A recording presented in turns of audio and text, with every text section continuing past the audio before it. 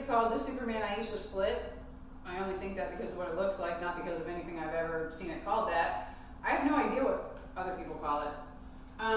But I call it the Superman Ayesha split, and when I do it, you'll see why. You're going to begin with an outside leg hang. The leg that you want to be the back leg split, so if you're a right front split, left leg back, then you're going to want to hook your left leg, okay? So outside leg hang, I'm going to hook my left leg. I'm going to bring myself into this position right here, and I'm going to push up enough that I can grab the pole behind my butt. Then I'm going to allow myself to come down with my hand a little bit as I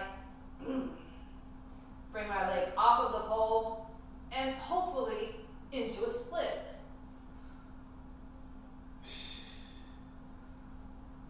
And then when I'm done, I'm going to take it back into Superman. And from Superman, I'll take that into a leg hang. All right? You don't have to take it into Superman. You can take it in a crucifix. Either way,